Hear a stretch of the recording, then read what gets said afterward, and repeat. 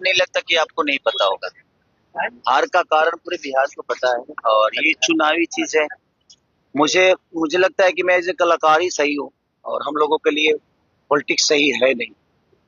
Reason ये कि यहाँ सच बोलने पे प्रॉब्लम है। यहाँ जो सच बोलेगा वो कभी जीवन में, मुझे नहीं लगता कि पॉलिटिक्स में वो बहुत आगे तक जाएगा। यहाँ सिर्फ झूठे वादे करना आपको अगर आता है तो आप पॉलिटिक्स में आओ। आपको दुनिया को सिर्फ बेवकूफ बनाना है तो आप आओ। हम लोगों ने सिर्फ ईमानदारी से अपने जीवन को लेकर चला है और हमेशा से हमने ईमानदार, एक जिम्मेदार और ईमानदार दोनों चीजें हमारे अंदर थी, शायद तभी हम यहाँ तक पहुंचे। और हार का कारण देखिए, अब बिहार की जनता को बदलाव ही नहीं चाहिए, बिहार की जनता को बेहतर कुछ नहीं चाहिए। तो उसके लिए जिम्मेदार कोई नेता नहीं हो सकता, वो आरजेडी नहीं हो सकता। बल्कि मुझे लगता है कि वो जिम्मेदारी कहीं ना कहीं पब्लिक को उठानी पड़ेगी कि अगर उसको बेहतर बिहार चाहिए, उनको बेहतर बिहार अगर दिख रहा है तो सही है। बेहतर बिहार, मुझे लगता है कि मैं बेहतर हूँ और मैं बेहतर अपने जीवन में अपने बच्चों के लिए कर रहा हूँ। अगर बिहार के लोगों को भी अपने बच्चों के बेहतर के लिए करना है तो उनको बेहतर विकल्प के साथ ही जाना पड़ेगा। अगर वो नहीं जाना चाहते हैं, उनको लगता है कि हमारे लिए यही सरकार बेहतर है, तो भाई उनका अपना चुनाव है, उनकी अपनी सोच है। उसके लिए ना हम दोषी हैं और ना कोई सरकार दोषी है। तो बिहार के लोगों को सोचना पड़ेगा कि उनके जीवन में उनके बच्चों के भविष्य के लिए कौन बेहतर सोचे। लैंड फॉर जॉब मामले में लालू प्रसाद यादव के परिवार को आरोपित तय किया है। तेज प्रताप ने कहा है कि हम लड़े। बिल्कुल लड़ना चाहिए। मुझे लगता है ना कि जिस उम्र से वो गुजर रहे हैं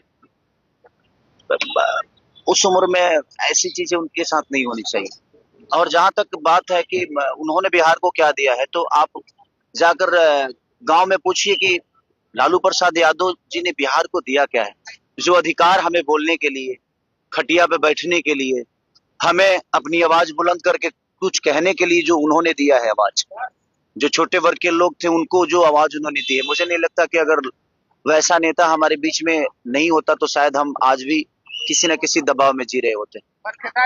जो आरोप लगे हैं तो क्या उसका बेबुनियाद बात है? सच पूछिए ना तो आरोप लगाना ना, अगर आपके पास पावर है ना भैया, तो आप कभी भी किसी पे आरोप लगा सकते हो। कितना आदमी चीजों को, हर चीज वैध भी अवैध हो जाता है जब आपके पास सरकार नहीं होती है, तो आपकी चीज। मुख्यमंत्री नीतीश कुमार को लेकर के भारत रत्न देने की मांग उठी है। बिल्कुल बिल्कुल बिल्कुल मिलना चाहिए भाई। अगर उनके पार्टी ने उठाया है, पब्लिक ने नहीं उठाया है, तो उनकी अपनी पार्टी है, वो तो उठाएंगे ही कि उनको ये सम्मान मिले, वो सम्मान। और भगवान करे, मैं भी चाहता हूँ कि भाई हमारे अपने जो है नीतीश चाचा हम सबके गार्जियन है, हमें गर्व की बात होगी कि अगर उनको भारत रत्न मिलता है तो, और अच्छी बात है। यादव निरहुआ ने कहा कि खेसारी लाल यादव बीजेपी के लायक है ही नहीं। उसकी मानसिकता को इसी पर सोच लीजिए कि वो कहता है कि कोई अपराधी है तो उसका भी तो परिवार है। नहीं, मैं किस, देखिए है क्या ना कि वो लोग पूरी बात सुनते नहीं, व्हाट्सएप देख के और लोग डिसाइड करते हैं। मैं बीजेपी के लायक हूँ नहीं कि हूँ, ये वो डिसाइड नहीं कर सकते। और उनको पता भी नहीं होगा कि कितने ऑफर खेसारी लाल यादव को बीजेपी से आया होगा। और उनसे पूछ के, क्योंकि वो पार्टी के ऐसा तो नहीं कि वो अध्यक्ष हैं, उनसे पूछ के तो कुछ होता नहीं है। बट कहीं ना कहीं, अरे नहीं भाई यार, नहीं नहीं, मैं कोई ज्वाइन करना नहीं चाहता यार। मैं क्या बोला कि सच बोलने वाले कभी भी सफल नहीं हो सकते नेता नगरी में। जो झूठ बोलता है, जिनको झूठे वादे करनी है, जो झूठे वादों के साथ जीवन को चलाना चाहते हैं, वो मुझे लगता है कि राजनीति के लिए सही।